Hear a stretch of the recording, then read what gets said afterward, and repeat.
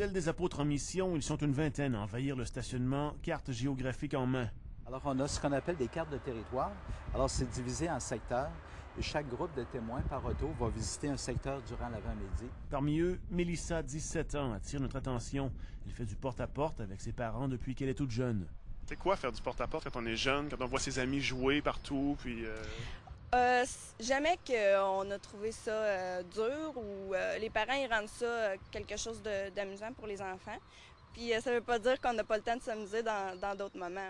Les principes de la Bible, elle y croit. Ça m'apporte des principes sur lesquels je peux me baser dans tout ce que je vais faire dans ma vie, dans toutes mes décisions. Pour une première fois au Canada, une équipe de télévision est autorisée à accompagner les témoins de Jéhovah dans leur porte-à-porte. Jumelés à Serge et Penny, c'est eux que nous accompagnerons sur la route. À la première porte, tout va comme prévu. Bonjour, madame. Ça va bien? Oui, oui. Oui, on visite les gens de votre quartier ce matin pour... On passe le message, on remet le dépliant, on invite au grand rassemblement du Colisée. Le fait que les témoins vont de porte en porte, c'est pour suivre un commandement de Jésus qui a dit à Matthieu, chapitre 28, 19 et 20, « Allez donc et faites des disciples des gens de toutes les nations. » Évidemment, parfois, il y a des absents. Si ici, on hésite à laisser un dépliant dans la boîte aux lettres, il arrive que parfois, on laisse des traces de notre passage.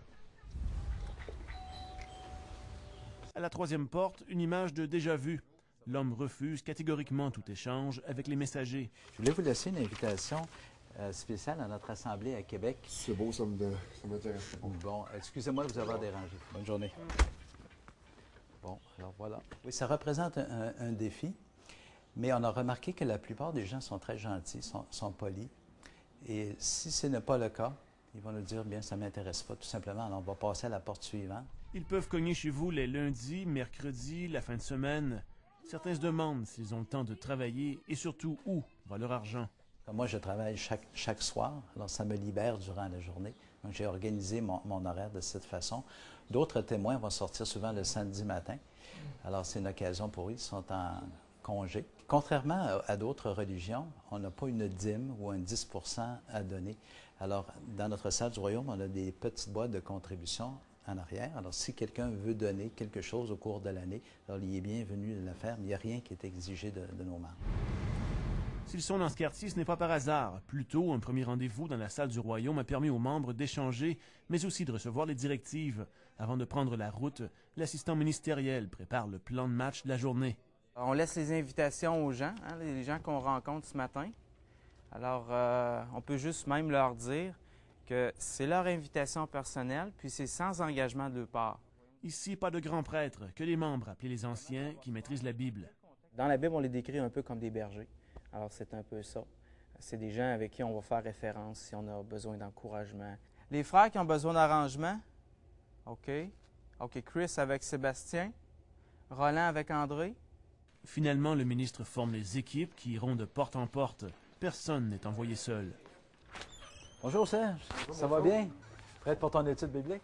Il arrive parfois qu'on est invité à entrer, comme ici chez les Caron. La petite famille a pris contact elle-même avec les Jéhovah juste après le 11 septembre 2001. En 2001, quand les jumelles se sont faites rentrer par les avions, je me suis mis à paniquer. Je pensais que c'était la fin du monde. Ça m'a donné le courage d'aller cogner chez les témoins. J'étais nerveuse. J'ai demandé une Bible, puis ils m'en ont donné une. Depuis, Serge et Penny viennent une fois par semaine étudier la Bible avec toute la famille. As-tu hâte, Jessie, qu'un jour, il n'y aurait plus de maladies du tout sur la Terre? Oui. Ce serait plaisant, hein?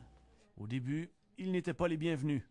Je croyais toujours qu'ils utilisaient la Bible pour à leur propre fin, à leur propre profit à eux autres.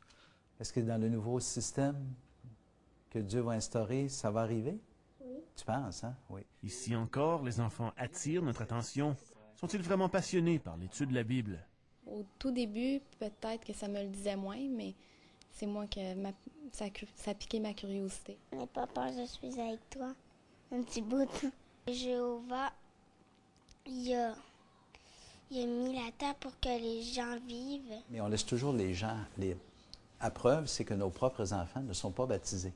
C'est eux qui vont décider, à un âge qui est raisonnable, peut-être vers 14, 15 ou 16 ans, qu'ils adhèrent à la religion des témoins de Jéhovah. Alors, on ne les poussera jamais à le faire eux-mêmes. Moi, quand j'étais jeune, personnellement, on parlait souvent de la fin du monde. Après une journée en leur compagnie, un discours ressort à travers tous les autres. Selon eux, la fin des temps approche. Donc on croit que c'est proche sans fixer de date. La Bible dit, vous ne savez ni le jour ni l'heure. Mais on croit que c'est bientôt que ça va arriver. Carl Angelier, TVA, à Lévis.